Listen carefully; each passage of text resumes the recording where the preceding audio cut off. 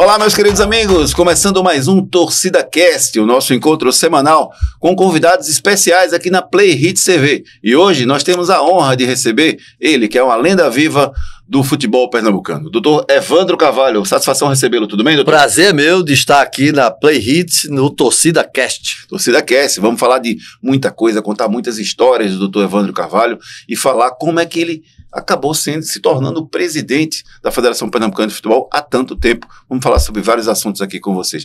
Começar sobre a história do presidente, né? Doutor Evandro Carvalho, que tem a formação jurídica, ele construiu uma carreira trabalhando no Serviço Público Federal, já foi delegado, passou por muita coisa nessa área jurídica até chegar à presidência. É verdade, meu primeiro concurso por volta de 18 anos, Serviço Público Federal, Ministério do Interior, posteriormente Receita Federal, depois no Estado, e aí no Estado delegado, coordenador de segurança, professor universitário de Direito Constitucional e Processo Civil, advogado, assumi o escritório que era do meu pai e ampliamos, graças a Deus, hoje atuamos em São Paulo, Brasília, Recife, Pernambuco, inclusive no Sertão também.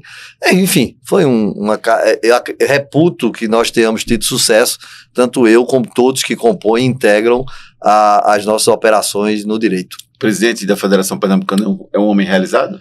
Sem dúvida nenhuma. A federação foi uma eventualidade. Eu atuava na área jurídica e Carlos, em determinado momento, entendeu, eu estava em São Paulo, inclusive, entendeu de me ligar e me sugerir, me pedir. Aliás, Carlos não era muito sugerir e pedir, não. Ele ligava e dizia, eu quero que você seja, eu me lembro como se fosse hoje, eu quero que você seja meu vice-presidente. Carlos, eu estou morando em São Paulo, por isso mesmo, você só vem aqui quando eu lhe chamar. Tá bom, então eu fiquei como vice-presidente aí 10 anos, 12 anos, não me lembro aí. Um bom tempo, quando havia necessidade dele me ligava, eu sempre estava ao lado dele, todas as demandas, graças a Deus tivemos sucesso, tanto pessoal como institucionalmente, e eu tenho uma relação de amizade muito grande, não era nem com o Carlos, era com o Fred, que foi colega meu de infância, da mesma idade minha, nós jogávamos futebol junto, entramos em determinado momento, trabalhamos juntos no estado, enfim, então tinha uma relação de amizade desde a fase de adolescente, que culminou com o conhecimento de Carlos já como deputado federal.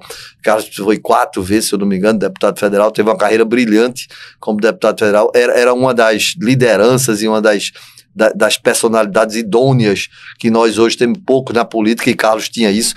Carlos era incorruptível, como todo o traço do DNA da família dele, como eu também tenho isso, e isso foi um compromisso que nós tínhamos, Carlos e eu, de que nós não admitiríamos, sob nenhuma hipótese, transigir com a legalidade. A legalidade é ponto de partida para qualquer coisa. Então, tudo tem que ser legal. Se não for legal, não é possível fazer. Então, isso era uma marca tanto da gestão dele como a minha.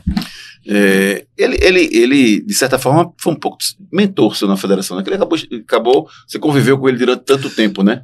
Lá na federação. Na verdade, nem tanto, porque eu ficava muito fora. Né? Mas, sem dúvida nenhuma, o modelo de gestão dele, principalmente de idoneidade, probidade, imparcialidade.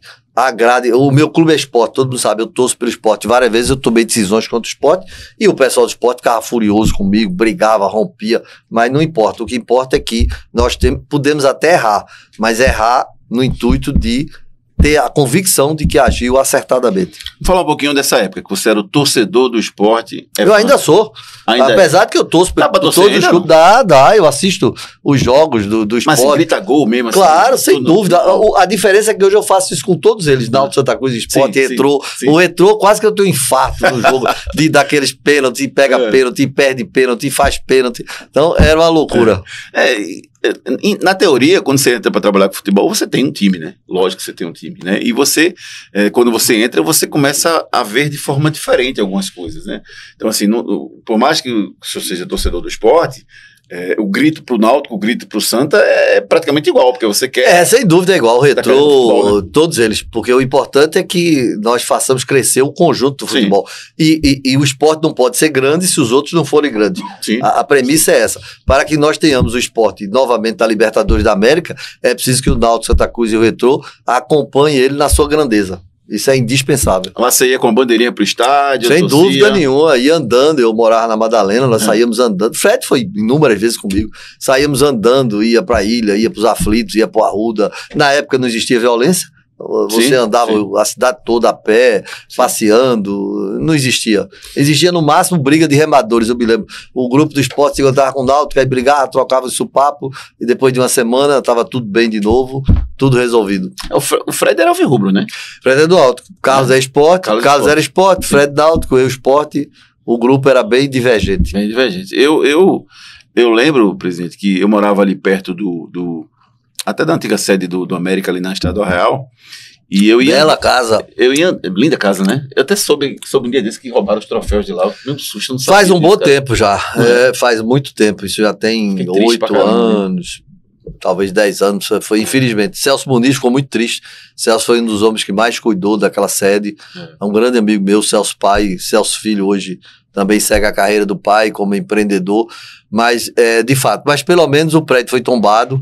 Nós tivemos um trabalho muito grande, isso foi feito a várias mãos, foi feito o prefeito Geraldo Júlio, e o Mirinda, todo mundo trabalhou muito no sentido de tombar o prédio, porque o prédio havia sido arrematado numa execução judicial trabalhista e o prédio ia ser derrubado. E aí conseguimos reverter isso e foi bom para todo mundo, foi bom para o estado e para a história de Pernambuco ter um imóvel que foi o símbolo e é o símbolo de um clube centenário.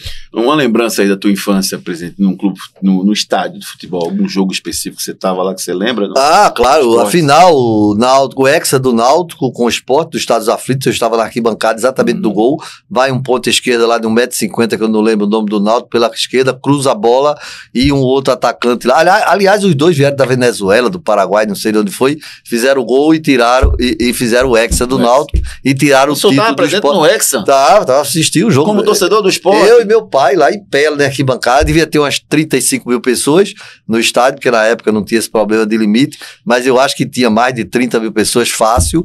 E outro jogo foi Sport Santa Cruz, na ilha, mais de 45 mil pessoas também, uma final também de campeonato. E um jogo do Sport com o Palmeiras, onde o Sport estreou, acho, um centroavante chamado Alcino, algo parecido, que era do Vasco da Gama, e jogou com o Palmeiras, com o Djalma Santos, etc, etc. E várias passagens. A seleção brasileira jogou na Ilha do Retiro com Pelé, Edu, todo aquele povo, um jogo preparatório para uma Copa do Mundo aí. Acho que, não sei se o Arruda estava inconcluso, alguma coisa por aí. E o jogo foi na Ilha do Retiro. São lembranças lá atrás. E com a bola no pé ou nas mãos, você fazia alguma coisa naquela época? Eu sempre joguei. Joguei com o Jalber Carvalho, que foi do Náutico, joguei com o Alexandre do Sport. Eu sempre joguei a minha vida toda. Aí aos 17 anos... Futebol, né? Futebol. Tá. Aos 17 anos eu fui aos Estados Unidos. E aí joguei futebol. Foi quando Pelé foi para o Cosmo. E aí nós fizemos o primeiro campeonato universitário nos Estados Unidos. Eu residi no estado de Nevada, no estado de Utah, e jogava futebol pelas universidades. Enfim, foi e ainda hoje eu jogo meu futebol com os veteranos. Ainda joga? Sabe, dá para jogar 90 minutos. 90 sempre, tranquilo? Por mim eu aumento. Eu coloco uma hora, mas o pessoal cansa, então eu reduzo para 45. Mas sem nenhuma dificuldade. O pessoal cansa, eu não. Sem nenhuma dificuldade. Continuo jogando meu tênis à noite, meu beach tênis. Tênis também? Tênis, eu jogo tênis à noite. Quem é seu ídolo no tênis? Federer é insuperável, né?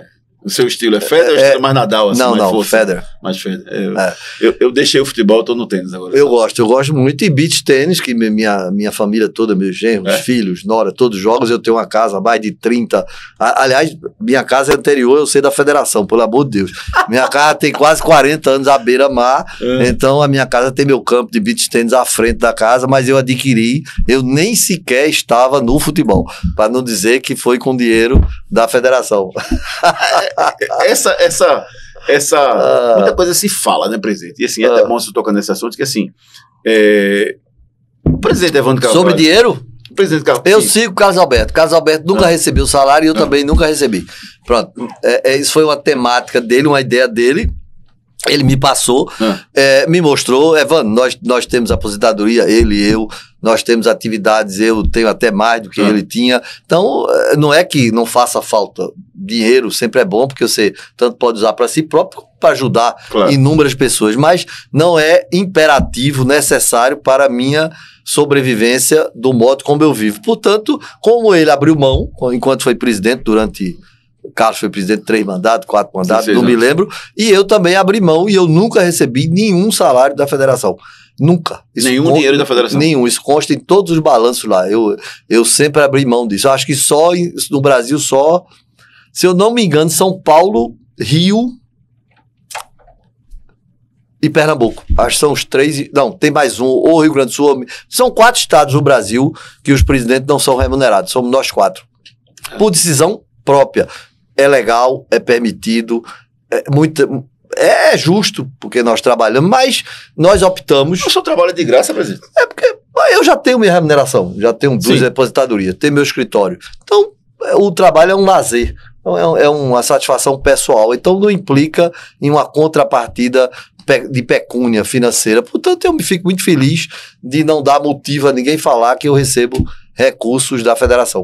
O senhor tem quase 13 anos como presidente da federação, quase 40 anos, né, como trabalhando na Federação Pernambucana de Futebol. Na área jurídica, etc. Isso. O senhor hoje só está atrás do Rubem Moreira, como presidente, que teve 28 anos, e o Carlos Alberto teve 16. Isso tem pouco perto de 13. Tanto tempo à frente da federação, você acha... Como você conhece a estrutura mais do que ninguém, você acha saudável para a estrutura ter um presidente tanto tempo e acha que isso é normal, faz parte do processo? Não é saudável nem maléfico. Maléfico. É uma questão de interesse dos clubes, porque na verdade ninguém é presidente da federação ou de qualquer entidade, de qualquer partido político que quer. Ele só é porque os eleitores, o colegiado, solicita dele ou incentiva ele ou qualquer outro a ser. Então, eu sempre me coloquei muito à disposição dos clubes. Hoje até a gente da reunião estava falando disso, porque tem um diretor nosso, saiu candidato a vereador, e aí até os presidentes hoje de Santa Cruz, e o pessoal está perguntando se eu não seria candidato à política. Eu digo, olha, já me chamaram várias vezes, já me filiaram em vários partidos, eu nunca tive essa intenção. Pode até ser no dia que os clubes entenderem, Evandro, é melhor, você vai ajudar mais se for deputado federal, ou isso ou aquilo, pode até ser. Mas no momento os clubes entendem que a minha presença é benéfica, é satisfatória, é positiva, porque gera benefício para eles devido à minha relação com a CBF, devido à minha posição dentro da CBF, inclusive de trabalhar também. Então, tudo isso ajuda, e se eu posso ajudar, como eu tenho disposição, saúde, interesse e gosto, eu sempre me coloquei à disposição. No momento que eu realmente não tiver mais interesse, eu comunico a eles e eles escolhem outro. Vamos entrar um pouquinho dentro de campo agora, falando dos nossos clubes, né? Os 3 principais, né? Náutico, Santa Cruz e Sport. O Sport, ele participou nos últimos 10 anos, apenas de 4 anos na Série A. O resto foram todos na Série B. O Náutico, a última vez que jogou a Série A foi em 2013. O Santa faz 7 anos que não participa nem da A nem da B. E se fizer um recorte de 20 anos, ele só participou da A em 2006 e 2016. Com a Lira. Com a Lira 2016 e 2006. 2 anos em 20 anos. Por que o futebol pernambucano tem esse resultado? 2 fatores. Primeiro fator, o futebol pernambucano, por uma história de formatação, foi o futebol construído em cima de pertencimento. O estado sempre foi um estado rico, um estado próspero. Pernambuco sempre foi a locomotiva do Nordeste, disputando aí com Bahia, e Pernambuco então construiu um patrimônio imobiliário gigantesco dos clubes. Basta ver o Sport, o único clube que tem um patrimônio imobiliário maior do que o Sport é o Fluminense. O segundo do Brasil é o Sport. O Náutico também, o Santa Cruz um pouco atrás, mas também tem. E isso gera um custo enorme para os clubes da manutenção desse patrimônio. Por exemplo, qual é o patrimônio que o Bahia tem? Fortaleza tem, Vitória tem. O Vitória ainda tem o estádio, é o único. E por isso é bem inferior ao Bahia na grandiosidade, por conta daquele estádio que ele tem, que o Bahia não tem, é o estádio do governo. Aí Internacional, Grêmio, todos os grandes clubes, eles são times de futebol. Quais eram os grandes clubes? Juventus, São Paulo, que eram clubes sociais, esportivos com grande patrimônio. Ficaram com patrimônio, mas acabou no futebol. Por quê? O futebol é caríssimo, se tornou exorbitantemente dispendioso, e na hora que você tira 10 milhões, 12 milhões, seja o que for, 14, para atividades que não são do futebol, que são de patrimoniais, então evidentemente isso influi no futebol, cai o futebol. Primeiro motivo é esse. Segundo motivo, importantíssimo, os clubes, por um erro de gestão ou por um erro de avaliação, no intuito sempre de serem protagonistas no Brasil, e nós sempre fomos. Pernambuco era o ápice, a locomotiva do Brasil, tirando o eixo sul-sudeste. Os clubes investiam muito e se endividavam muito, e essa conta chegou. Quer dizer, a conta de 40 anos do Santa Cruz, de 35 anos do Náutico, do Sport, chegou de 5, 6 anos para cá. Então essa conta chegou, e quando essa conta chegou, explodiu. Então isso gerou passivo de 400 milhões, 300 milhões, passivos impagáveis que desestruturaram as economias do clube em termos de investimento com o jogador. E o terceiro e último, também muito relevante, é que nós perdemos o investimento público, que eram todos com a nota. Nós tínhamos cerca de 12, 14 milhões ano com Eduardo Campos. Depois, por questões, não é culpa de Paulo Câmara, evidentemente, eu compreendi a situação, o Estado entrou em crise, aquela coisa toda, então teve que cortar, e diferentemente dos outros estados que viram o nosso sucesso, copiaram o nosso modelo. Aí hoje, por exemplo, eu estava vendo hoje o Pará, o Amazonas, cada um desses estados aporta entre 17 e 19 milhões por ano para 3, 4 equipes. Nós aqui não temos aporte, então isso gera uma dificuldade. A Paraíba 9 milhões e, 700 por ano. Aí vai para a Bahia, 11 milhões para a TV do estado da Bahia transmitir os jogos do campeonato lá. Então isso faz com que os clubes recebendo dinheiro, se fortalece perante os nossos que não recebem. Mas estamos trabalhando com a governadora. Hoje mesmo falei com o Eduardo, da Impetu, falei com o Luciano, o executivo da Secretaria de Esporte, e nós estamos trabalhando vários projetos para ver se no próximo ano o Estado volta a nos ajudar financeiramente, de modo que isso possa fortalecer nossos clubes. Então esses 3 fatores, sem dúvida, desestabilizaram os nossos clubes. Mas ainda assim, o Sport volta esse ano para a Série A, o Retrô é um case de sucesso, está aí na Série C, vai chegar na B, o Náutico vai voltar para B. Ou seja, é uma oscilação, mas que nós vamos superar no próximo ano e nos anos seguintes. O que é que o senhor acha sobre a avaliação da federação ter relação com o desempenho dos clubes? Assim, se os clubes estão mal, significa dizer que a federação não faz um bom trabalho. Essa associação existe? A federação tem alguma responsabilidade pela situação dos clubes? Eu acho que tem total responsabilidade, porque a única entidade que pode captar recursos para os clubes, já que nós não temos recurso público, é a federação. Então, tanto que hoje nós fizemos aporte para clubes, semana passada, semana retrasada, o Retrô foi viajar, o Retrô para poder ter um voo direto e não ter escala, a federação aportou mais 19 ou 29 mil de passagem. Tá certo isso, presidente. Tem que ser, federação é para isso mesmo. Federação é para isso. Hoje, para dar dinheiro. Hoje eu aportei mais 20 e tantos mil lá para Bonito, para fazer o gramado, eu já tinha aportado uns 100 pro Central quando fez o gramado, é para isso mesmo, federação não é banco. Veja, a federação não é banco. Eu tenho nos clubes aportado 8 milhões, 10 milhões, 12 milhões, não sei. Mas a finalidade é exatamente essa. A finalidade é que a federação, devido à força, a musculatura que tem, a capacidade que tem de arrecadação, a federação arrecada e investe nos clubes. Esse é o objetivo. Na minha visão, de nada adiantaria. Por exemplo, eu não vou citar, eu conheço uma federação daqui do Norte, Nordeste, Centro-Oeste, que tem 12 milhões de caixa. Eu tenho 350 mil, porque os 12 milhões que eu tenho, eu já aportei nos clubes. Então, eu entendo que é melhor eu aportar nos clubes do que eu ter esse dinheiro em caixa. Eu fico na dúvida, assim, porque eu vejo que o clube tem que se manter. Assim, se ele não tem condição de pagar a passagem do seu voo, por que ele está participando da competição? Porque a federação tem que investir em todos os clubes. Então não faz sentido a federação investir num clube e não investir em outro. Por exemplo, o Retrô ia viajar, e aí a viagem tinha escala, não sei o quê. Laércio, vamos ver, passagem direta. É mais cara, a CBF não paga, não tem problema. Quanto é? X? Eu mesmo paguei direto. Aí o clube tem que fazer agora uma reforma lá, 28 mil, sei lá quanto é, lá no campo do Bonito, de Maguari. Ítalo me ligou. Ítalo, que é a empresa Green Life, já mandei pagar.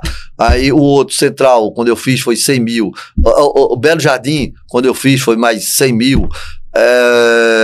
Isso só estou me lembrando agora, os mais recentes. Aí o outro time foi se hospedar no Retrô, não podia pagar. Quanto é ela? 40 mil, tá pago. O clube se hospedou 30 jogadores. Enfim, a federação existe para isso. A federação existe para captar. O Santa Cruz, o Náutico precisou contratar o jogador. Era um meia, que era, o Náutico entendia que era imprescindível, um meia do Santa Cruz, que eu não lembro o nome. Pronto, aí o Santa Cruz só liberasse um outro jogador. Quanto era? Eu falei com o agente Evandro Carvalho entrou e ajeitou. Bruno, quanto é o jogador, Bruno? O volante. O volante é 20 mil, Náutico, tu queria, não tem problema, manda o volante, eu pago. Paguei todos, aliás, estou pagando ainda. Todo o salário, ele está lá no Náutico. Então, a finalidade da federação é essa. Certa vez o senhor falou E resolver os pepinos, né? Resolver as broncas que acontecem. Seja tribunal, seja de CBF. O esporte agora, precisou mudar o jogo. Se mudou, o outro clube precisa obter isso com a CBF ou aquilo. Essa é a finalidade. Certa vez o senhor falou que o Fortaleza não era referência para esporte, para Náutico Santa Cruz, porque... Não Fortaleza, o futebol do Ceará. O futebol do Ceará. O Fortaleza é um case de sucesso em gestão.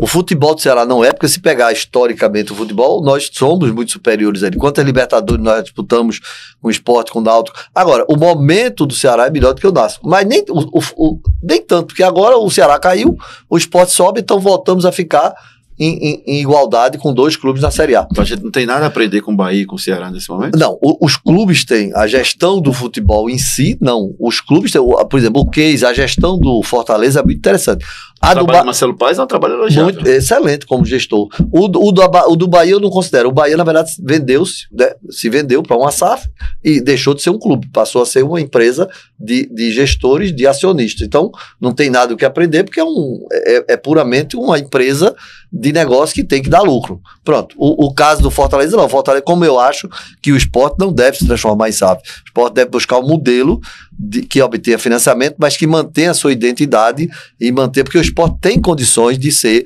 o ápice do Nordeste sem vender 90% do patrimônio, que é o que é a SAF. A SAF é nada mais, nada menos do que vender o clube que deixa de existir, deixa de ser filiado à federação, constitui desse clube uma SAF, que é uma nova empresa, chamada Sociedade Anônima de Futebol, com novo CNPJ. Essa sociedade se filia à federação do seu estado e ela passa a ser a entidade que é reconhecida pela CBF e pela FIFA. O clube deixa de existir. Tem uma taxinha que paga, né? Pra fazer isso. 120 mil. 120 só? Só. Eu dividi, inclusive, 10 vezes pro América. Eles estiveram ontem comigo lá. A América virou SAF. Virou, tá pronto. Falta só alguns detalhes aí. Até domingo a Rádio Jornal foi dizer que eu cobrei, que eu tinha recebido, pior, que eu tinha recebido 700 mil, não sei quanto do América, que eu tinha perseguido o América. Eu até mandei uma notificação judicial para eles. Primeiro, se eu perseguisse o América devia 370 mil, se eu não me engano, na federação. Aí eu chamei João, quanto é que você pode pagar aqui para renovar a sua situação, ter seu alvará? Só posso pagar R$1.000. Eu digo, pague R$1.000, aí abonei e renovei os outros 374 mil. Se fosse perseguição, eu cobrava ele os 375 mil, eu cobrei 1.000. A SAF era para pagar 120 mil. Eles foram lá, nem pediram. Eu digo, ó, vocês querem parcelar isso aqui? Quer? Pronto, vou parcelar em 10 parcelas. Tá bom? Tá bom. 10 não, 12. Então, isso, se isso for perseguição, eu queria ter uma entidade que me perseguisse assim. Sobre a ajuda que a federação pode dar aos clubes, independentemente da ajuda financeira. Eu tive na final da Copa do Nordeste, em 2022, e eu tive a oportunidade de jantar lá com o presidente da Federação Cearense, acho que na mesa... Mauro Alencar? Acho que estava o Mauro, estava o Yuri. O filho de Mauro, o Yuri. Tava quem mais, meu Deus... Pedro Lacerda, que foi me representando. Pronto. Porque Pedro é vice-presidente da federação. Sim. E é do esporte. Então, quando o evento é do esporte, eu acho que deve prestigiar o vice-presidente do clube. Sim. Então, eu enviei Pedro no meu lugar. O esporte teve uma grande atuação. Eu acho que aquela bola foi fração, foi pênalti, mas o VAR achou que não foi. Em cima do Búfalo? E depois, todas as vezes que eu via, eu achava, mas depois que eu ouvi a explicação, eu até compreendi. Porque a Comissão Nacional diz que a diretriz de 4, 5 anos para cá é que, mesmo com a jogada que atinge o jogador, se atingir primeiro a bola e tirar a bola do alcance do jogador, a infração deixa de ser infração porque o jogador não está mais com a bola. Então, é uma explicação técnica que nós, que não somos da área, não compreendemos bem, mas terminei por aceitar. É a mesma coisa de intensidade. Antigamente, né, o defensor batia no atacante, derrubava, era penalidade. Hoje não é. Hoje o árbitro interpreta se o contato, se o choque é suficientemente intenso para derrubar o atacante. Até teve um jogo ontem, Botafogo e não sei quem, São Paulo, que o cara tromba com o outro, cai e foi pênalti. Depois o comentário, não foi pênalti porque não houve intensidade suficiente. Então, eu sempre reclamo isso da CBF e da FIFA. Eu acho que nós pecamos em não divulgar isso para a imprensa. Eu acho que o mesmo treinamento que tinha que ter para o árbitro, as mesmas diretrizes, as mesmas orientações tinham que ser abertas para toda a imprensa, para ela saber, ela comentar e fazer o torcedor entender o que é infração e o que não é. E eles não fazem isso, eles acham que o futebol e as regras são só para os árbitros. E eles não divulgam. Então, eu acho muito ruim isso, porque o pessoal da imprensa teve formação há 30, 40 anos atrás e desconhece as alterações. E isso gera sempre as especulações negativas de que a arbitragem é ruim. A arbitragem de Pernambuco... Não, mas tem muitos ex-árbitros comentando hoje também, né? Que foram árbitros e conhecem a regra, né? Não, mesmo assim ainda gera... O Wilson é ex-árbitro e não conhece regra nenhuma. O Wilson Souza é ex-árbitro e ele não aceita nenhuma das alterações da regra, não aplica, não reconhece e fala sempre contra todas. Então a Comissão Nacional diz que se tem alguém que não pode falar de arbitragem no Brasil, a comissão diz que é ele, porque ele não aceita nenhuma das alterações que a FIFA fez. O Wilson foi um dos maiores. Grande, foi um dos maiores do Brasil. Para mim, o maior do Pernambuco todos os tempos. Eu acho que entre os 10 do Brasil. O problema é que ele entendeu que não deveria acompanhar a evolução que a FIFA fez. E os outros árbitros entenderam de acompanhar, os outros seguiram da carreira e ele deixou. Mas é uma questão de temperamento, eu gosto dele. Não seria natural ele estar na federação de alguma forma para orientar os jovens, não? Ele não pode orientar porque a CBF disse que ele é a única pessoa que não pode orientar a CBF nada. Que veta? A Comissão Nacional, ele não pode orientar ninguém sobre a arbitragem, porque ele não aceita nenhuma das novas regras e novas interpretações da arbitragem. Então a decisão dele não está... Eu pensei, quando eu assumi, eu pensei em chamá-lo. Quando eu fui verificar na comissão qual era o status dele, a comissão considera ele a pessoa menos indicada para orientar alguma coisa de arbitragem para qualquer pessoa, porque, e eu compreendo, eu já discuti com ele várias vezes, ele não aceita, ele diz que a FIFA, a board está errada, ele diz que a Comissão Internacional e a Comissão Nacional estão erradas e que aquelas interpretações e aquelas avaliações são absolutamente erradas. Então ele prefere ter o ponto de vista dele, por exemplo, bola na mão e mão da bola. Ele não aceita o que se aplica hoje de extensão. E por aí vai. Então é impossível ter uma pessoa, é como imaginar que um advogado entende que o Código Penal está errado e vai aplicar o Código Penal de uma defesa do cliente diverso do que consta da lei. É lógico que o cliente dele vai ser condenado. Agora, imagine o senhor ter um advogado extremamente renomado que o senhor não pode usar. Mas é uma decisão pessoal, eu respeito, eu compreendo. Existem outros árbitros que pensam com ele, que pensam que a boa tem que acabar, que as pessoas estão ultrapassadas, que interpretam tudo errado, que não aceitam, e ele não aceita absolutamente. Léo também discute. Léo, a gente fala muito, eu e Léo sobre arbitragem. Léo também fala muito com ele, discute muito também com ele. Algumas coisas Léo concorda. Por exemplo, esse negócio de mão, eu concordo integralmente com o Léo e com ele. Eu acho um absurdo essa interpretação que a FIFA dá. Pioraram e muito, mas pioraram muito. Estragaram a questão de mão da bola. Mas não adianta, é aquela história. Aí o que é que o CNM diz, Evandro? Certo ou errado, quem manda? A FIFA. Se a FIFA diz que é assim, está errado, eu acho que está, mas não está porque foi a FIFA que mandou. Se a FIFA mandou, é o que está certo, fim de papo. Ou seja, se você faz parte do sistema, você tem que seguir o sistema. Se não, você discorda do sistema, você tem todo o direito de sair. Foi uma opção dele de deixar sair. Tranquilo, ele é um grande profissional de química, segue a vida dele, mas totalmente fora de arbitragem. Voltando pro bate-papo que eu estava tendo com o presidente da Federação Cearense, ele falou assim, Medrado, quando eu assumi a federação, os presidentes de Fortaleza e Ceará, eles não se bicavam, não se viam, cada um por si, era um negócio terrível. Aqui também. E aí, eu juntei e obriguei eles a se reunirem toda semana para conversar sobre isso. O senhor não tem essa ideia de fazer isso? Mas aqui a harmonia é integral. Regularmente. Mas aqui a harmonia é integral. Absoluta. Gustavo Maia jogou no Náutico agora, ao Sport contratou e nem conversou para liberar o jogador para jogar. Não, o jogador estava liberado. Não havia necessidade. Ele assinou contrato com o Sport e não pode jogar, não pode ser inscrito para esse ano porque tinha contrato com o Náutico. Não, a legislação diz que você pode fazer o pré-contrato, pode contratar, não pode escrever, porque o contrato dele já está no prazo. Era só ligar, rescindir essa multa aqui e tal. Mas para rescindir o Náutico cobrou. Veja, é a questão comercial. Ou você contrata o jogador, como o jogador do esporte, como era o nome do zagueiro do esporte que saiu, foi pro Botafogo? Adrielson. Pronto, foi o que o esporte fez. O Sport não liberou o jogador jogou, depois foi embora para outro clube, o Sport não recebeu nada. Porque a legislação hoje, como acabou a lei do passe, ela é muito ruim para os clubes. Eu sou contra, eu acho que a gente devia voltar à lei do passe, mas como o parlamento entendeu de mudar, prejudicou enormemente. Luciano Bivar tem um projeto que reformula na Lei Pelé, que hoje é a Lei Geral do Esporte.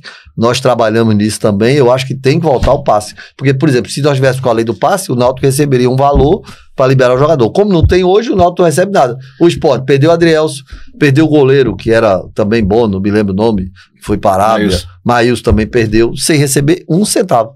Absolutamente nada. Do Gustavo Maia. Agora ele se reúne sempre. Olha, ele se reúne sempre. Eu acho que existe uma relação de respeito, mas não existe proximidade para fazer as coisas juntos. O Santa Cruz mesmo.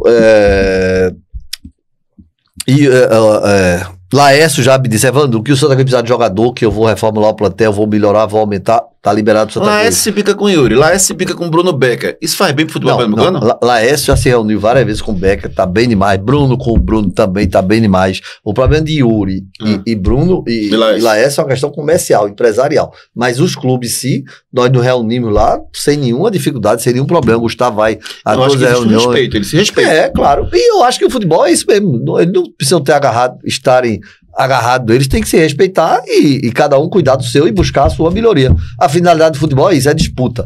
O futebol, essa história do politicamente correto, que não pode xingar, não pode fazer isso não existe. Futebol é isso, futebol é esse conflito permanente de interesse, sem violência, é claro. A gente vê, eu já vi o senhor falando várias vezes assim, eu vou falar com o Sport para liberar jogador pro Santa, eu vou falar com o Náutico. Fiz várias vezes. Mas eu acho que podia acontecer mais, assim, isso podia acontecer e podia ser iniciativa dos clubes.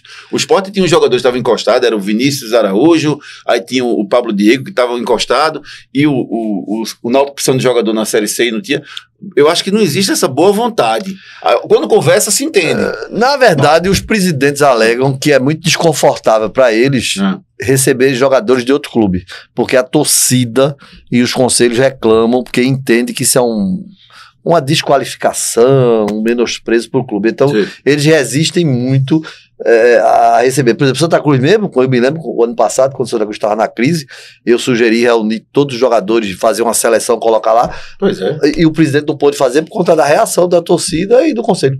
Porque senão tinha feito. E eu acho que o time teria subido. E a torcida às vezes tem uma reação e o presidente não tem a coragem de tomar a decisão, e às vezes até a federação, né? Não, porque... Deixa a federação decidir pra mim. Não, eu até compreendo isso, eu acho correto. Primeiro, a federação não tem torcida. Não tem como ter, nem eu vou ter torcida nunca. Então eu sou ciente e consciente disso. O clube, o presidente tem que dar satisfação à torcida. O clube depende da torcida. Então é lógico que eu, como gestor, como mandatário, não vou querer que o meu presidente do clube se indisponha com a sua torcida. Então, qual é o problema? O problema é que essa decisão aqui vai me prejudicar politicamente do clube. Não tem problema, manda pra cá, eu tomo a decisão e você ainda vai pra rádio e ainda reclama de mim. Pronto, eu ainda digo, ainda diga isso, reclame aqui, entendeu? Pronto, tá resolvido. Aí eu teatrinho, presidente. Todo mundo reclama da federação e o clube que sai ileso sem nenhum problema. Incomoda, né? De jeito nenhum. Por falar em falar de dirigente, o senhor chegou a chamar esse ano os dirigentes do esporte de trainees, né, no começo da temporada, naquele episódio que aconteceu lá atrás.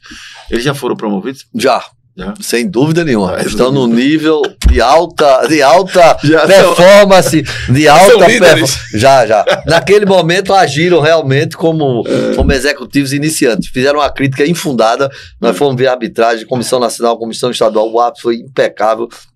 Esculhambaram, fizeram um estrago, uma coisa por uma bobagem, mas tem que reconhecer o nível de efetividade deles está enorme, e eu converso muito com o Yuri, talvez dos 4 presidentes seja o que eu mais converso, né, por várias questões profissionais e tudo. Ele é de mercado, eu também, a gente conversa muito, eu gosto muito da visão dele empresarial, comercial, de futebol, de tudo. E também pelo fato de ele ser o maior clube do momento, com a estrutura, então vai mais a CBF comigo, tem mais interações com a CBF por conta de liga, por conta disso. Tá? Então a gente conversa muito. Mas sem dúvida ele conseguiu reformular o esporte, apesar de que eu acho que a experiência é bom. Eu digo sempre a ele, se você puder puxar algum daqueles dinossauros, daqueles dinossauros, Pedro, Fredão, se puder, Vandesso, se puder ter um ou outro junto também, não vai fazer mal nenhum. Não é que eles vão ter a última palavra, mas às vezes o olhar mais experiente pode ajudar. Mas eles são muito novos, eu acho que todos têm na faixa de 30 anos por aí. Eles tiveram uma performance fantástica. O Sport... O Sport sobe esse ano e eu acredito que é primeiro ou segundo lugar. Acredita no título. Primeiro ou segundo lugar. Esses 2 jogos que ele tem aqui, eu acho que define a posição dele. Se ele tiver 2 bons resultados desses 2 jogos, eu acredito que ele deve ganhar do Operário em casa, e esses 3 resultados, então, coloca ele numa situação muito boa. Por que esse jogo do Operário demora? Porque às vezes demora tanto para marcar a data, hein, presidente? O Operário não está disputando nenhuma competição. Que era de o Sport tem data aberta aí. Por que não marca? O que é que falta para marcar? Vamos lá. A gente já poderia ter marcado isso antes, mas não era de muito interesse. Nosso. Então vamos lá, vamos esperar para ver o momento da claro, por que é que eu iria pressionar? Entendi. Entendeu? Então, por conta disso. Por exemplo, o treinador, o Sport pegou um treinador. Foi muito bom para nós ter os 2 jogos, porque o treinador jogou com um time e jogou com outro. Então, se eu podia adaptar, direcionar, escolher para uma condição mais favorável para mim, não é ilegal, é lícito, portanto. Em algum momento a diretoria do Sport questionou, não sei por que estão demorando tanto para marcar e tal, porque o Sport está com 2 jogos a menos. Certamente eu devo ter dito a eles para questionarem, deve ter sido isso. Né? Eu devo ter dito, questiona aí porque é que está demorando, deve ter sido isso. Às vezes a gente fala tudo para todo mundo, mesmo para quem devia dizer, né? Esse teatrinho que acontece. Certamente fui eu que disse a eles. Falar em declarações suas, eu nunca vi uma declaração do senhor falando mal do nosso quadro de arbitragem. Nem tem como. É o terceiro melhor. Não, é o terceiro melhor quadro de árbitro do Brasil. Não, eu digo quando erra. Teve o jogo de Pereira FIFA, marcou uma penalidade em Petrolina, Santa Cruz e não sei quem, marcou e eu disse que estava errado, do FEPERO, a Comissão Estadual disse, a Comissão Nacional. Agora, o nosso quadro é o terceiro melhor quadro de árbitro do Brasil. Não é à toa que eu tenho 2 FIFAs, quando nenhum estado do Norte, Nordeste e Centro-Oeste tem. Nunca Pernambuco teve 2 FIFA e nunca nenhum estado do Norte, Nordeste e Centro-Oeste do Brasil tem. Nós temos hoje o que é considerado o segundo melhor árbitro do Brasil, Pereira, e temos a FIFA, Débora. E estamos trabalhando já o terceiro. Agora, o que eu digo, a culpa não é da crônica, não. A culpa é nossa, CBF e FIFA, que não permite que as orientações, que as diretrizes de alteração da arbitragem sejam repassadas amplamente para a imprensa. Eu acho um erro estratégico nosso, porque a imprensa não sabe, aí a imprensa critica, diz que a arbitragem foi ruim, que errou, quando na verdade ela estava absolutamente certa. Mas o senhor está desqualificando a avaliação da imprensa por conta de uma não divulgação da regra, o senhor está dizendo. Na verdade... A imprensa não tem condição de opinar sobre arbitragem. Não. Tem e poderia opinar melhor se tivesse conhecimento integral. Por exemplo, se a gente for fazer uma pesquisa hoje, e olhe que eu não sei as outras federações, mas eu já fiz a RPIO da CBF e da FIFA, eu já fiz cartilha, já mandei cartilha para a imprensa, eu converso com o Ralf, com o Léo discute muito arbitragem comigo, eu digo, Léo, a comissão... O senhor mesmo debate, o senhor mesmo opina muito sobre arbitragem. Porque eu acho que a obrigação nossa seria possibilitar a todos da imprensa amplo conhecimento para que eles pudessem fazer a avaliação no mesmo nível técnico que os integrantes e instrutores FIFA fazem. Por exemplo, eu tenho Chico, instrutor FIFA, Érico. A qualificação desse pessoal a gente deveria estender a todo mundo da imprensa. Por quê? Seria uma voz a mais para poder, quando houver um lance, dizer, não...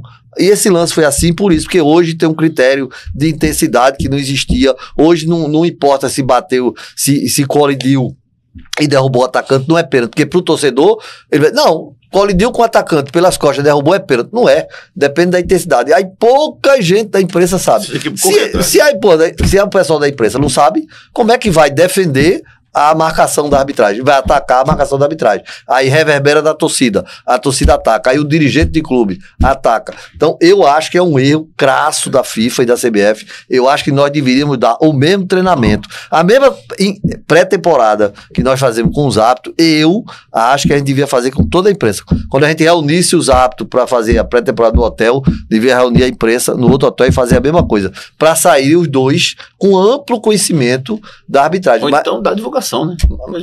Mas na verdade a FIFA não dá e é contra dar. É um negócio que eu acho que ela entende que é uma coisa privativa da arbitragem. Eu tenho uma oportunidade única na minha vida aqui agora, que é assim, a FIFA segue uma linha que é como se não houvesse comunicação, né? Ela só fala numa direção. A CBF também faz isso. E a Federação também faz isso. Não existe um diálogo. Não, eu sou Por muito... exemplo, eu faço um credenciamento... Eu sou muito... Mas assim, eu faço um credenciamento com a CBF não me retorna e diz, olha, aconteceu isso. Não, ela diz sim ou não. E acabou. Né? Você não tem um canal que você liga e diga, olha, está acontecendo isso, tal. A CBF comunica à Federação Pernambucana as normas. A Federação comunica... não existe essa comunicação. Um jogo muda de horário, presidente. Aí tem lá, modificação, motivo 45, TV solicitou. Qual foi o motivo? Por quê? A TV fez o quê? A TV solicitou por quê? Não, o contrato... Falta informação, falta transparência, entendeu? O contrato dá direito a ela de... Não estou dizendo que é legal, comercial. Não é legal, não. Ela está certa. A detentora tem que mudar mesmo. Na verdade... Mas explica o que está acontecendo. Na verdade, é comercial. Na verdade, os contratos, quando são feitos, os clubes otorgam poderes para ela definir. Então, ela define. Ela não justifica, não. A questão é grade. Ela diz, para mim, a grade, para os meus índices de audiência, é melhor que esse jogo seja tal dia e esse tal dia, porque eu vou aumentar meu rate, meu share. Então... Mas deveria. Mas eles não são muito afeitos à comunicação, não. Eles entendem que as entidades devem ser fechadas e os assuntos internos da entidade têm que ficar internos. A arbitragem mesmo, a FIFA para divulgar alguma coisa, a FIFA agora, depois de 4 anos, é que ela permitiu que o árbitro falasse a decisão dele do VAR, porque não permitia. Mas deveria. No futebol americano já existe há 20 anos, 18 anos, que os árbitros mostram no telão, aparece. Agora, de 4 anos para cá, é que nós estamos com o telão, nós estamos falando. Agora, é uma evolução que está devagar, mas está acontecendo. Acredito que dentro de mais alguns anos nós chegamos ao mesmo nível lá dos árbitros americanos no futebol americano. Porque, por exemplo, a CBF vai e muda um jogo, bota o jogo na Arena Pernambuco 9h30 da noite. Certo? Como já fez em alguns lugares, botou 11 da manhã num determinado lugar que o lugar não estava com a temperatura legal. Assim, não é legal não. A detentora pediu, ele foi lá e trocou. Mas a Federação Pernambucana não devia chegar e dizer, não dá não pode não esse horário não.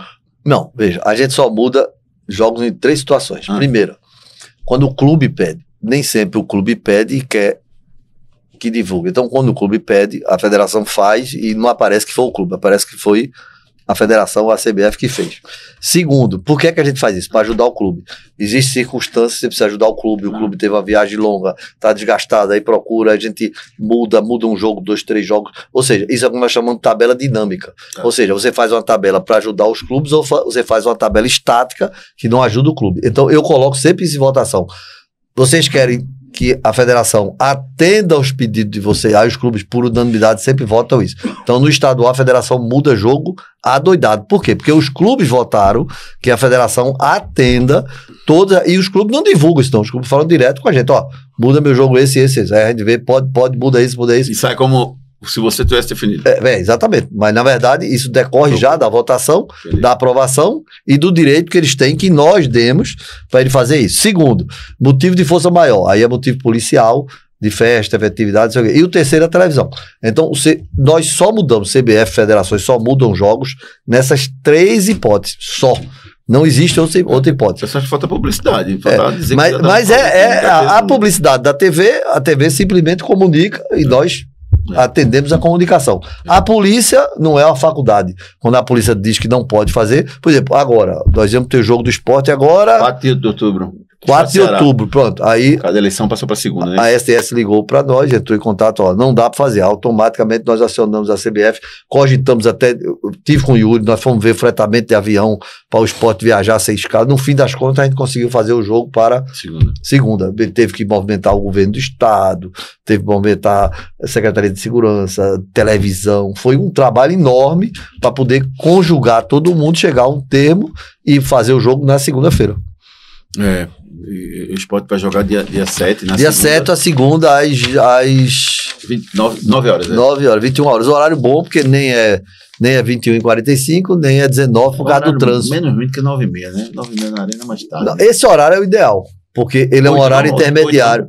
8 não, presidente? Não, porque muita gente sai 19 horas de trabalho, trânsito. 9 horas é tranquilo. 9 horas você tem contrafluxo na ida e na volta. E você tem uma possibilidade de ter maior público. Tanto que agendas de...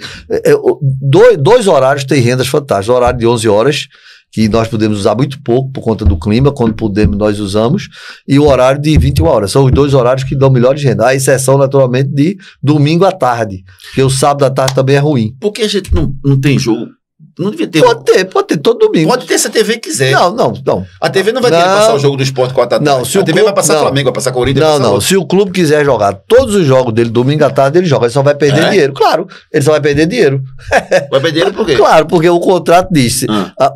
A grade, ela tem os steps. Certo. O jogo tá hora. O jogo, qual é o horário que a TV precisa que é ruim pro clube? 18h30, 21. Pra ele jogar essa hora, ele ganha mais.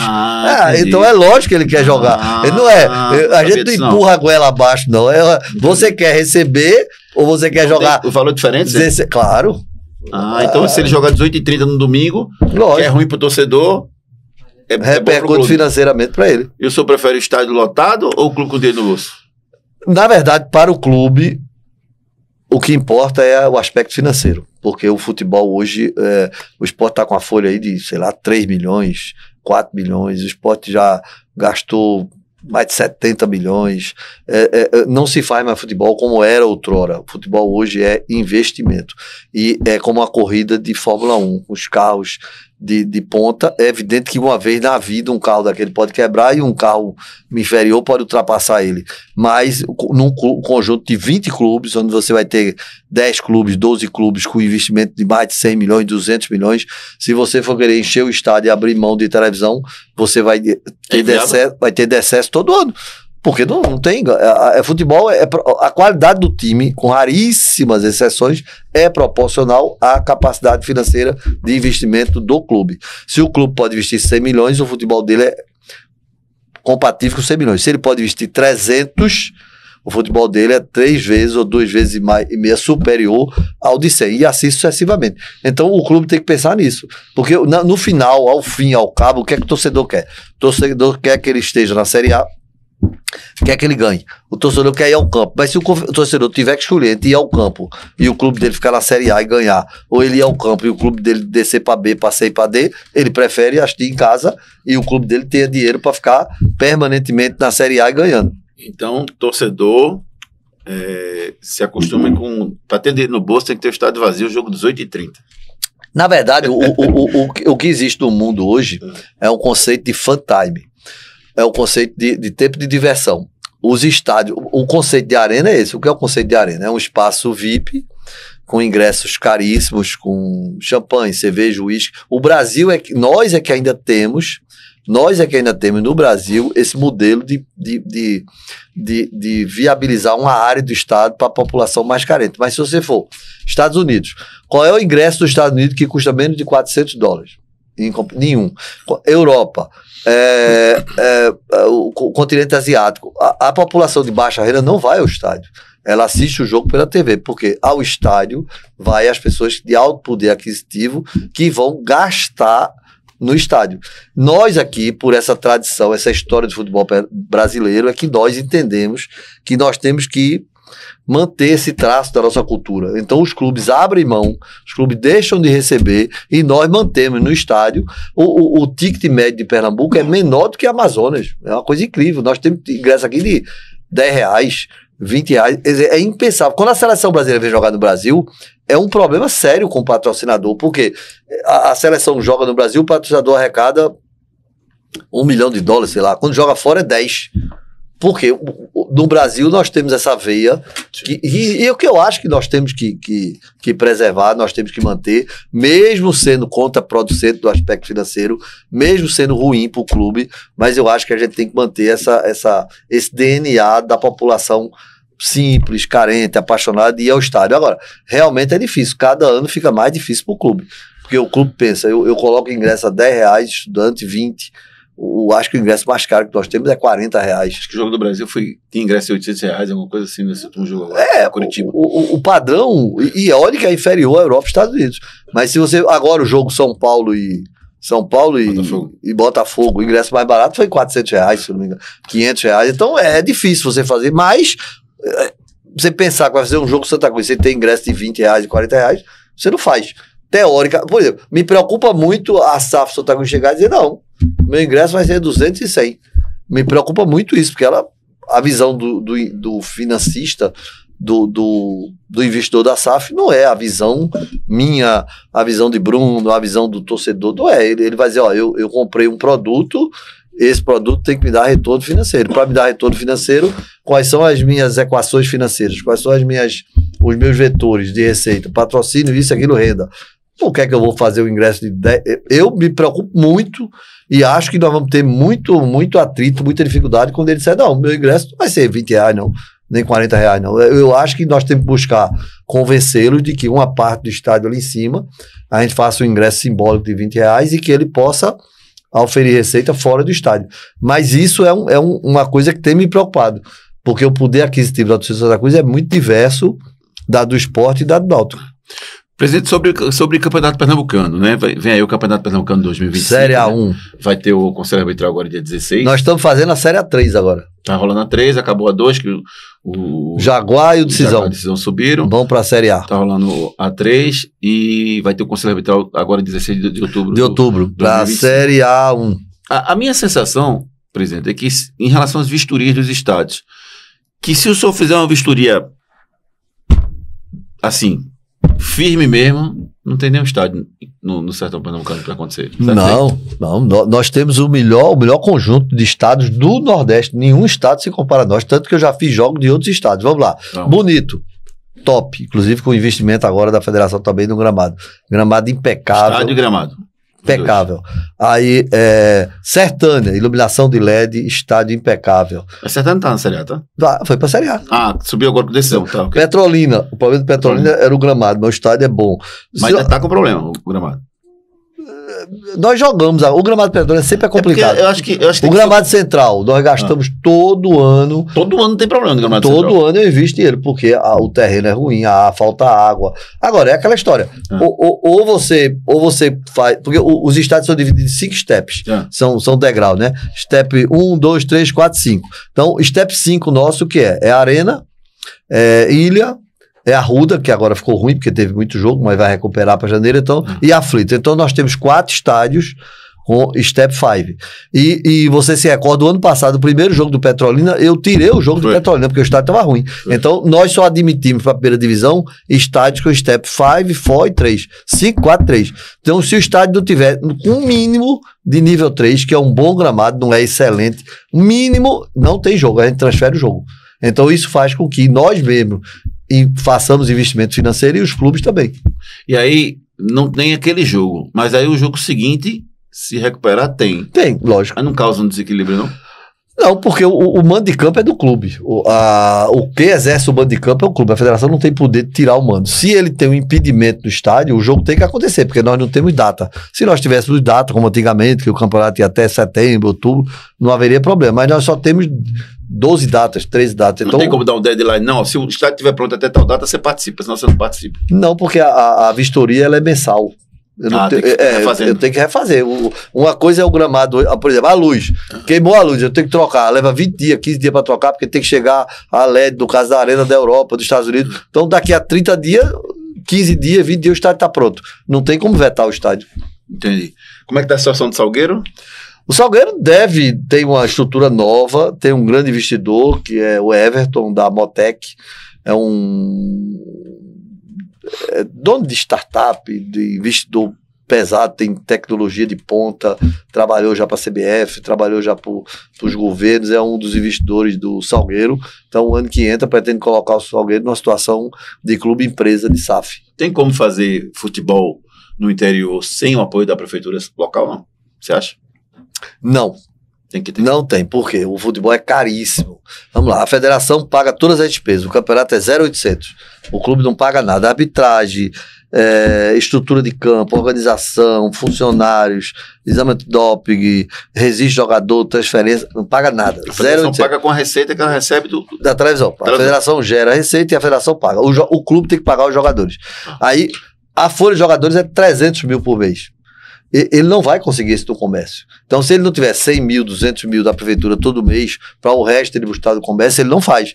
Então, vamos, por exemplo, o Jaguar recebeu 500 mil 400 mil, alguma coisa assim da prefeitura para poder formar um time forte. A mesma coisa, o Decisão, o Salgueiro. O Vitória gastou, sei lá, 800 mil e não subiu. Então, se a prefeitura não entender que o engajamento dela, o investimento dela, que não é despesa, é investimento para o lazer da população, tem retorno midiático, o clube se classifica, eu me lembro do Afogados, o Afogados disputou Copa Brasil há uns anos atrás, foi mais de 3 milhões. E foi de matéria do Brasil todo, porque ganhou do Atlético. Então, é investimento, não é despesa. E é muito complicado no sertão, né? Eu tenho raiz lá em Santa Maria da Boa Vista, terra dos meus pais. E não é nada. Imagina, uma prefeitura aplicar 500 mil num ano, num clube, não é absolutamente nada. O que o cabo... E a federação custeia outros 200, 300, 400, seja o que for a despesa dele, a federação custeia. Hoje a gente tem, embora a interiorização exista, a gente não tem mais um candidato ao título, entre aspas, no futebol pernambucano do sertão. Tem? São clubes pobres. A gente... o normal, vamos lá, em 110 anos de federação, nunca um clube do interior, nunca um clube, à exceção do Trio de Ferro, havia disputado uma final. Nunca. Teve um ano que o Porto disputou uma final de turno. Mas final de campeonato, nunca. Nunca. Quando eu assumi, do tempo que eu assumi para cá, nós tivemos 4 finais com o clube do interior. 4. E uma vez o clube do interior foi campeão. Salgueiro campeão, Salgueiro vice. E o Central disputou uma final. Central uma final também. E o Retrô 2 vezes. Então, é um fenômeno que eu acredito muito difícil repetir na frente, porque os clubes grandes passaram a fase difícil de reestruturação, se reestruturaram, hoje tem Retrô grande, que eu já considero grande, tem Santa Cruz que voltou a ser grande, agora volta a jogar já reorganizado com SAF, tem Náutico estruturado, vai ter SAF também, tem Sport que vai voar aí na Série A, vai ficar novamente milionário com 200, 300 milhões de anos, aí você vai ter a América que é SAF, você tem Flamengo que é SAF, que não disputa título, mas joga e cria dificuldade. Você tem o Salgueiro que vai se estruturar no próximo ano. Você tem o Decisão e o Jaguar, que com o Jaguar a prefeitura vai iniciar o estádio lá. Então esses clubes com investimento de 500, 600 mil da prefeitura, o Baguari de Bonito, estádio todo reformado, investimento. Então nós vamos ter aí 4 equipes disputando título e 6 brigando para ser o 5º colocado. Então, o nível de competitividade vai ser muito grande. Seleção brasileira, presidente. Copa do Mundo feminina e eu estou tentando... 2027, né? E eu estou tentando um jogo da masculina. Da feminina já tem definido assim quantos jogos serão? Não, aí é o mesmo, a chave é a mesma. O jogo que tiver aqui tem lá na Bahia, tem lá não sei aonde, as chaves são divididas porque são números pares. E esse jogo das eliminatórias, que seria o de novembro, estou tentando, estamos trabalhando. Nós e mais 4 federações brigando. É uma decisão política, é? Política financeira, administrativa, operacional, estado do estádio, apoio político, enfim, são Pernambuco, vários fatores. Bahia, Ceará, Rio Grande do Norte, Maranhão, tem 5 estados disputando. Todos no Nordeste? Vai ser no Nordeste, vai. Não vai ser no Nordeste, não, só vai ser no Nordeste. Não, Nordeste. Norte, pode ser Norte também, né? Pode ser no Pará também. O Pará, que está muito forte, fez uma reforma gigantesca. O Pará é um estado fantástico. Aporta, acho que 19 milhões por ano no futebol, e só tem 2 ou 3 times fortes, 4 no máximo. Fez uma reforma milionária no estádio, lá de mais de 100 milhões. Enfim, é um estado muito forte que investe muito dinheiro. O Amazonas, não é à toa que o Amazonas conseguiu fazer times bons para disputar a Série B por conta do investimento do estado. Você não vai perder para a Bahia e para o Ceará, não, né? A Bahia, né? A Bahia e o Ceará tem um investimento muito maior do que nós. Por exemplo, só a TV da Bahia, se eu não me engano, paga 11 milhões para transmitir lá. Joga o Vitória e o Feira, não sei de onde, o Bahia e o X. Só isso aí, maior. 11 milhões. E o fato de Pernambuco não ter um representante na Série A faz diferença nisso, não? Não. Nós já temos, eu acredito que é impensável o Sport não estar na Série A. O ano passado já era uma aposta certa, o Sport teve aquele acidente do jogo, se não fosse aquela briga... Você está contando com o Sport na Série A, né, presidente? O Sport tem todas as condições, é evidente que futebol tem o imponderável, né, como dizia Nelson Rodrigues, mas a chance estatisticamente do Sport não ir à Série A é muito remota. Reta final do nosso Torcida Cast de hoje, presidente, eu vi uma declaração do senhor dizendo que não ia ter final de Nordestão que não fosse em arena. né? Foi minha, não, foi da CBF. Foi da CBF? A arena é o padrão do estádio, veja, não é que seja a arena em si, porque, por exemplo, o Allianz Parque não é arena, o Morumbi não é arena, é o padrão do estádio. Quando se diz arena, é porque a arena é uma referência, como era a Kodak, antigamente, quando queria falar de fotografia, falava de Kodak. Mas esse ano teve. Afinal, foi no Repelé, não é arena. Mas é um estádio que está em melhor condições do que a arena. A arena é um conceito de qualidade do estádio, de qualificação do estádio. Por exemplo, qual é a arena que está ruim hoje? Aquela lá do Pantanal. A Arena do Pantanal, né? Tá ruim. Então, se tiver um estádio lá melhor do que a arena, o jogo vai para o estádio melhor. É porque lá não tem outro estádio, né? O melhor estádio de a arena, Alagoas quando a CBF falou arena, e eu repercuti, não é que seja o estádio chamado de arena, é o estádio que tem as qualificações de identificação e de chancela de arena. Então, por exemplo, se o Arruda tiver assumiu aí um Chelsea da vida no Arruda, pegou o Arruda, colocou, reformou todo, fez todo o melhor estádio do Brasil e ele superar a arena, todo jogo vai ser no Arruda, não vai ser na arena. Ilha pós-reforma vira arena?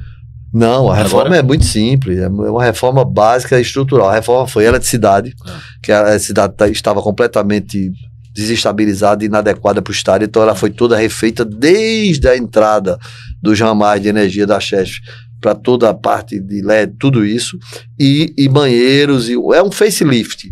Ainda faltam as rampas externas para dar acesso ao público por fora do estádio e muita coisa ainda para ficar no nível da arena. Mas, sem dúvida, só essa intervenção de banheiro, gramado e iluminação, só isso já deu um upgrade nela fantástico.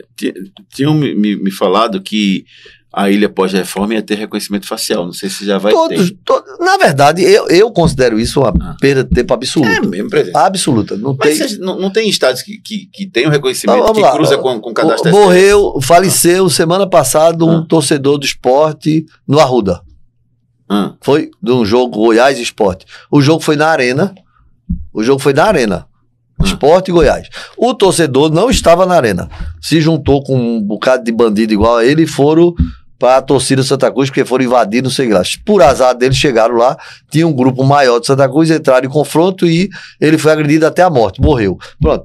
O que é que adiantaria ter reconhecimento do estádio com esse torcedor que foi agredido e morto? Nada. O outro torcedor... Não, objetivamente nada. Mas você evita de um cara que está... Por exemplo, quando você cruza com o cadastro STS, você vai pegar um bandido que está devendo à justiça e vai proibir ele de entrar no estádio. São Paulo teve uma pessoa presa. São Paulo teve, Salvador teve uma também. Uma pessoa presa por pessoa alimentícia. Uma. Ou seja... Você acha que é desnecessário isso? Não vai resolver? Não, veja. Toda ferramenta tecnológica é boa. Ela não é o que se apregou em relação à segurança. Por exemplo, eu vou colocar reconhecimento do estádio facial e acabou a violência no futebol. Não tem nada a ver, porque a violência não é do campo. Zero. Porque quais são os outros aspectos que precisam para diminuir a violência? Vamos lá. Primeiro aspecto é a torcida única. Se você tiver torcida única, a violência cai 70%. Não está de competência, não, presidente? Vamos lá, por etapa. Primeiro movimento, você tem que fazer de modo pragmático, objetivo, é torcida única, você reduz a violência. A torcida tem que primeiro ser civilizada, a polícia tem que ter legislação dura. Por exemplo, nós passamos 10 anos aqui brigando no governo Paulo Câmara de que a polícia deveria interpretar o Código Penal de modo que todas as intervenções de prisão na rua de torcida deveriam ser autuadas em flagrante. O conceito não era esse, o conceito era crime de menor poder ofensivo. Que é o Estatuto do Torcedor que dizia. Agora não, agora nós já estamos prendendo e autuando. Ou seja, se nós, dentro de 6 meses, 1 ano, 2 anos, prender todo mundo, autuar todo mundo e os bandidos deixarem de agir com violência, independente de você ter reconhecimento ou não, você acaba com a violência na cidade, não é no estádio. Porque não existe violência no estádio. Qual é a violência que você tem no estádio? Nenhuma. 0,0001. Então você quer botar a torcida única para afastar o torcedor da rua. Não pelo estádio. Não é pelo estádio, não. Quando se coloca a torcida única, como São Paulo colocou e Pernambuco colocou, não é para... impedir ou reduzir a violência no estádio, não, é para eliminar a torcida na cidade. A torcida única, ela retira a violência na cidade, nos bairros distantes, do Ibura, em Olinda, em Camaragibe, não tem nada a ver com o estádio. São Paulo reduziu mais de 70% na cidade. Pernambuco reduziu mais de 50%. Mas São Paulo está voltando, não? Tá tirando isso, tá voltando normal. Olha, ele fez uma experiência de 7 anos. Sim. Eu espero que a experiência tenha surtido efeito e que as torcidas não se confrontem. Agora, o problema é um problema social, Não é um problema, a polícia faz o que pode, agora a legislação é ruim. Agora que nós estamos tendo uma interpretação da lei mais rígida e que está promovendo a prisão de muita gente. Pernambuco, acho que foi o estado que mais prendeu gente. Apesar de ninguém ter divulgado isso, mas foi o estado que mais teve, tem que elogiar a Polícia Civil, que mais teve flagrante, que mais teve representação de prisão preventiva, que mais realizou prisão. A Justiça foi a que mais condenou. No Brasil todo, Pernambuco deu exemplo de dureza no combate à violência no futebol. Eu espero que isso surta efeito no próximo ano, quando a gente voltar com 2 torcidas, eu espero que a gente não tenha confronto. Se nós tivermos confronto, vai fazer o quê? Não tem outra alternativa. Vai implantar de novo torcida única. Aquele caso lá do ônibus do Fortaleza, você acha que o Sport teve alguma culpa? Nenhuma, absoluta. Aquilo foi uma fatalidade, primeiro porque o ônibus estava a 8 km distante do estádio. Aqueles bandidos que estavam lá não foram nem para o jogo. Era uma área perigosa, vulnerável. Eu não sei por que a empresa traçou aquele roteiro, não era o roteiro ideal, passava por uma área perigosa. E aquelas pessoas que são marginais, que estavam ali, acharam que eram torcedores, não eram jogadores, e agrediram e atiraram pedra, etc. Mas foi uma fatalidade, o Sport tem nenhuma culpa. O Sport não tinha como imaginar que o ônibus ia fazer aquele roteiro, não tinha como estar lá protegendo o ônibus, isso não é papel do Sport. E a minha tese, inclusive, presidente, é que todo fim de semana, para mim, existem ônibus apedrejados no Brasil inteiro, né? Todos os ônibus são apedrejados. A questão é que aquele ali quebrou e machucou. Mas que o pessoal joga todo na verdade, quando você tem jogos, você tem um ápice de violência patrimonial e física. Sim. Quando você tem 2 torcidas. Quando você retira uma torcida, fica só comandante. Essa uma torcida mesmo, essa redução. Eu fui pro Arruda com 12 anos de idade, São sozinho, Paulo, então, andando pela rua do Recife. Tinha alguma violência. Aquele negócio lá era nenhuma. Não tinha. O cara com a camisa do mas hoje tem. Então, imagine você. Eu dava pipa lá no Arruda e não tinha violência. Com 12 anos sozinho. Imagine você e eu irmos com a camisa do Santa Cruz para o jogo na ilha, passando ali por dentro do... Imaginar o senhor com a camisa do Santa Cruz, eu não consigo não. Entendeu? Não, eu já usei a camisa de todo mundo para tirar foto. Santa Cruz, Náutico, entrou, Sport. Agora, o que a gente espera é que haja uma conscientização, que o torcedor do bem consiga se sobrepor esse torcedor do mal e consigamos ter esse modelo autoeducativo interno com o exemplo que nós já damos. Por quê? Se nós continuarmos nessa avalanche, nesse avanço da violência no Brasil todo, mais dia menos dia, nós vamos chegar a um momento que todos os jogos do Brasil, todos, em Campeonato Brasileiro, em tudo, vai ter torcida única.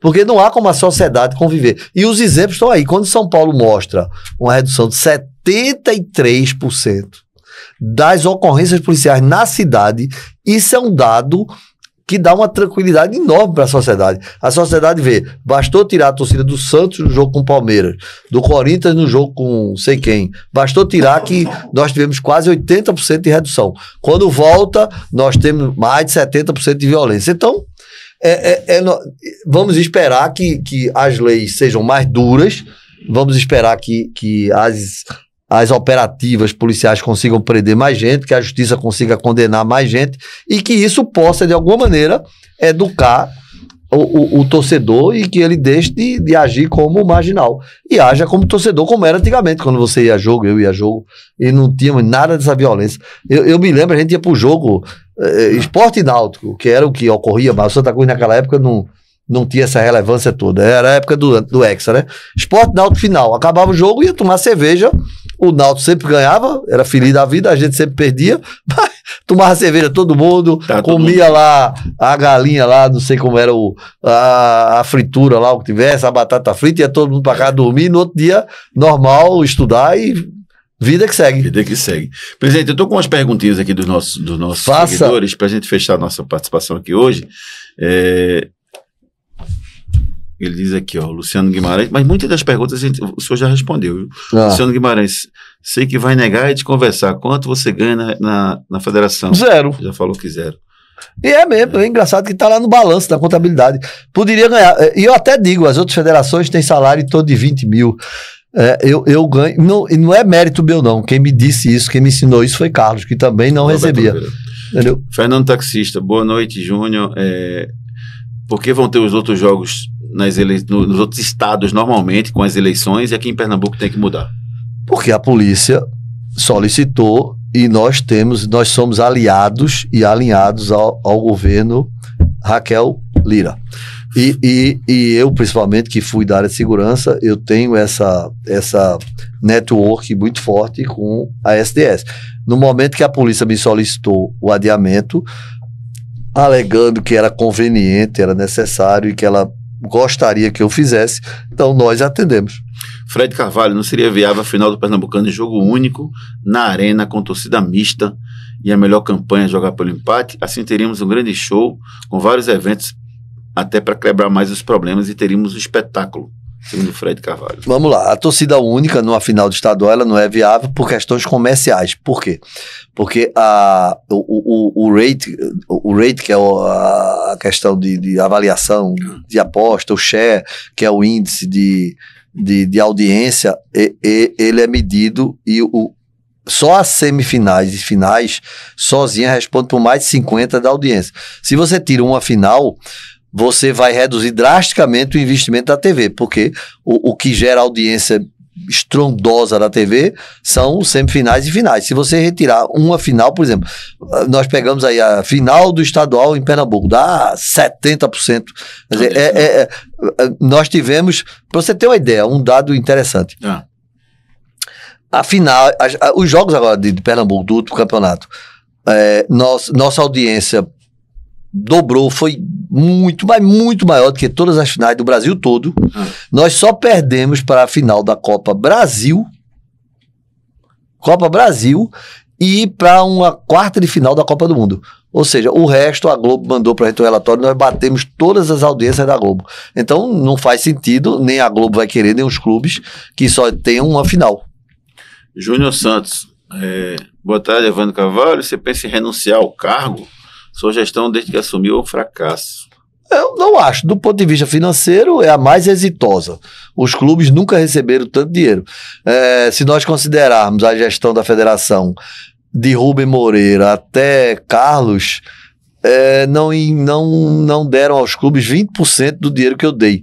Hoje eu devo ter nos clubes mais de 12 milhões de reais aplicados. Ponto. Segundo, hoje nós temos a federação com mais competições e mais jogos do Brasil, tirando São Paulo e Rio. Nós batemos o recorde semana retrasada de jogos, acho que mais de 50 jogos, ou quase 50 jogos no final de semana. Temos pela primeira vez na história do Norte-Nordeste, os 2 árbitros FIFA. Temos a maior quantidade de clubes estruturados hoje e com capacidade de investimento. O futebol pernambucano movimenta quantias muito altas. Então, do ponto de vista de gestão, do ponto de vista de qualificação do Estado, a gestão é excelente. Agora, o resultado dos clubes, em especial o Santa Cruz dentro de campo, é que realmente foi ruim.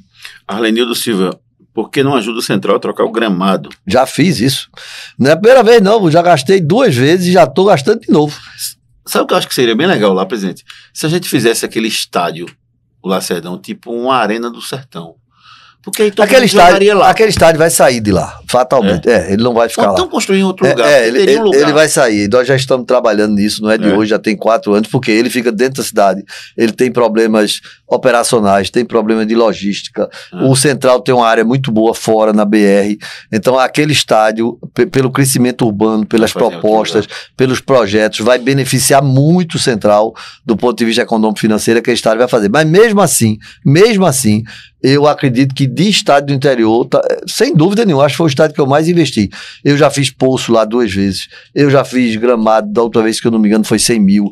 Eu já investi muito lá. Agora realmente é uma situação difícil pela falta d'água e pelo tipo de solo que é muito rochoso. Todo ano o gramado lá tá ruim. Agora mesmo nós já fizemos investimento novo. Gustavo Alves, gostaria de saber o formato do campeonato estadual nesse modelo que está hoje, se está bom, ou se você pretende mudar para o ano que vem.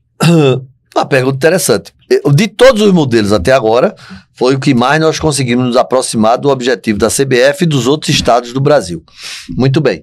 Agora, o modelo ideal que nós estamos trabalhando, que seria o que atenderia a CBF, atenderia aos clubes na Copa Nordeste, seria um modelo bem inusitado, que nós fizemos uma experiência aqui há 9 anos atrás e deu certo, que seria reunir todos os clubes, à exceção dos ranqueados. Hoje os clubes ranqueados são, por ordem, Sport, segundo lugar Náutico, terceiro lugar Retrô, quarto lugar Santa Cruz. Esses são os 4 clubes ranqueados de Pernambuco, melhores ranqueados de Pernambuco, no aspecto técnico. O Retrô superou o Santa Cruz por conta de ter tido acesso à Série C. Então, esses 4 clubes já criados, eles não jogam no primeiro turno. O primeiro turno iniciaria em novembro até dezembro até janeiro. Tipo 10 de novembro, 10 de dezembro, 10 de janeiro. Aí, nós teríamos aí 26 equipes jogando, todas, Série A1, Série A2, Série A3. Se extinguiriam as séries, fariam uma série única. E todos esses clubes jogariam. Os 4 melhores subiriam para jogar com os 4 ranqueados. Aí nós teríamos 8 clubes. Com 8 clubes, nós faríamos 8 jogos diretos, uma semi 9 e 2 finais, 10, 11. Então nós conseguiríamos atender a meta de fazer o campeonato com 11 datas. Nós daríamos uma oportunidade extraordinária aos clubes intermediários de jogarem todos entre si, e daí os 4 melhores subirem, e nós daríamos uma capacidade técnica aos clubes grandes, que são os 4, de terem uma pré-temporada maior, de fazer amistosos, de se prepararem para a Copa Brasil reduzir, então, e para a Copa Nordeste. Aí, nesse modelo, todo mundo joga antes, você aumenta o calendário dos clubes intermediários e você sobe 4 que jogam com os 4 ranqueados. Então, vamos admitir que jogaram todos os 26 clubes. E vamos admitir que subiram Ipojuca, Decisão, América e Baguari. Então, esses 4 clubes sobem e jogam com Sport, Náutico, Santa Cruz e Retrô. 8 clubes, 8 jogos, uma semi e 2 finais. Agora, e para isso é preciso que haja unanimidade de todos os clubes. Eu estou falando com os clubes.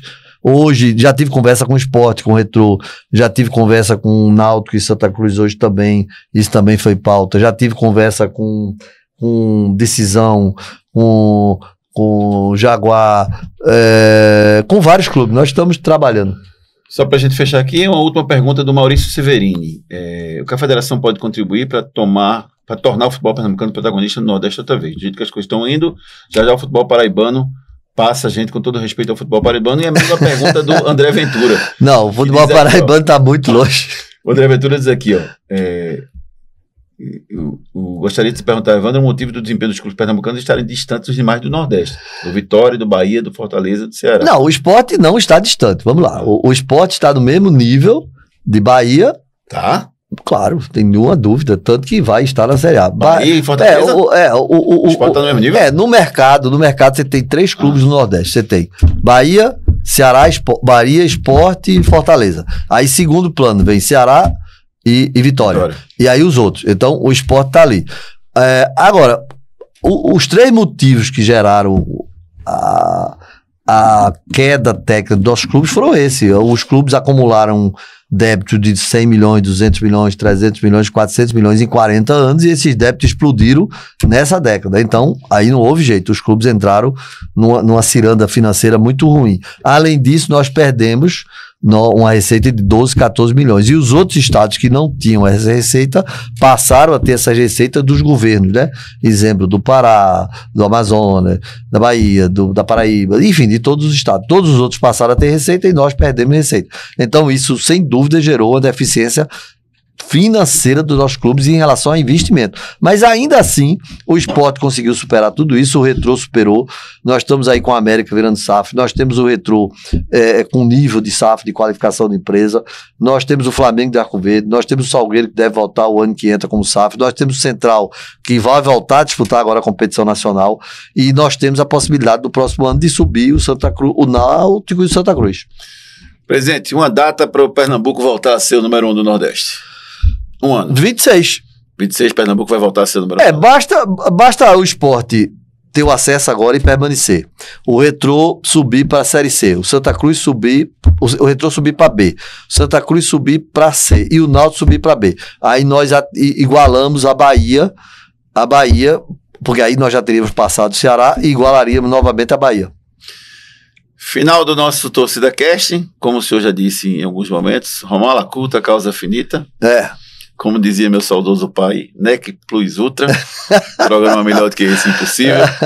Um grande prazer recebê-lo aqui, viu, doutor Evandro Carvalho? Prazer foi meu, e sempre é bom discutir com o torcedor, esclarecer.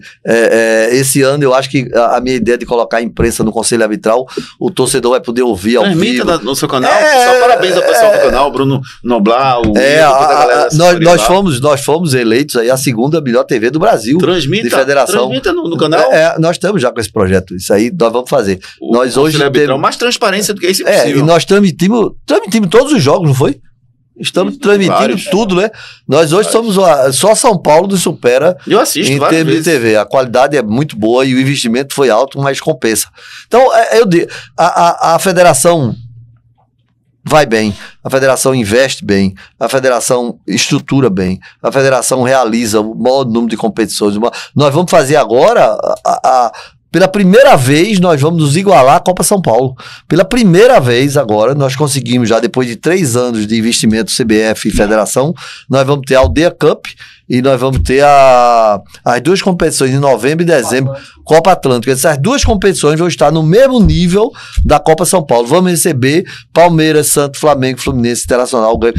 Todas as equipes do Brasil estarão aqui em 2 competições chanceladas pela CBF e pela Federação.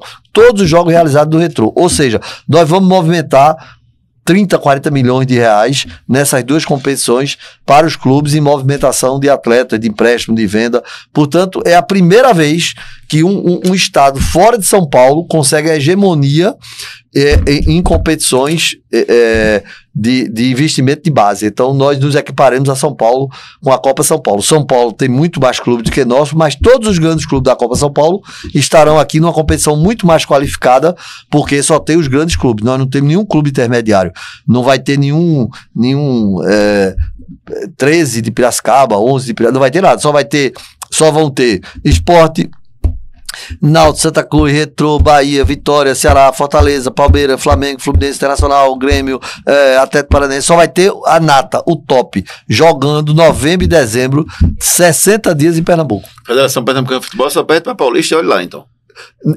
Essa competição é mais qualificada do que a Copa São Paulo, porque a Copa São Paulo tem mais de 100 equipes, 200 equipes, mas tem equipes tem equipe porque o conceito é Brasil, então vem o time do Amapá, o time de Rondônia, sem menosprezar ninguém, mas é evidente que essas equipes não têm o nível de um Sport, de um Bahia, de um Flamengo, do Palmeiras, e aqui nós só vamos ter a nata da nata. Então nós vamos ter as grandes equipes do Brasil, o maior PIB do Brasil estará em novembro e dezembro dentro do Retrô, numa competição da CBF e da Federação Pernambucana de Futebol. Pela primeira vez, nós fizemos isso ano passado, mas nós não tivemos 100% dos clubes. Então há 2 anos que a CBF e a Federação vem implantando e realizando a Copa. Agora não, agora nós vamos ter a realização da CBF e da Federação, né, conjuntamente com o Retrô, é claro, porque o Retrô, a dependência é dele, mas nós vamos ter agora 100% dos grandes clubes do Brasil.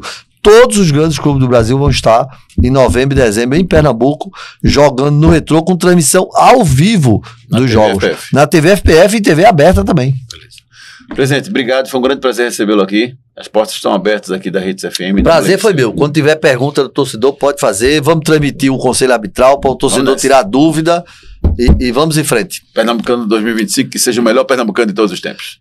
Deve ser, nós vamos ter aí o Retrô que vai entrar muito forte para disputar o título, o Central disse que vai disputar título também, então o Sport, Náutico, Santa Cruz, que se cuide. Valeu, presidente, muito obrigado. Abraço. Vamos finalizando mais um Torcida Cast, agradecendo a você que ficou com a gente esse tempo todo, a gente volta numa próxima oportunidade. Um grande abraço para você.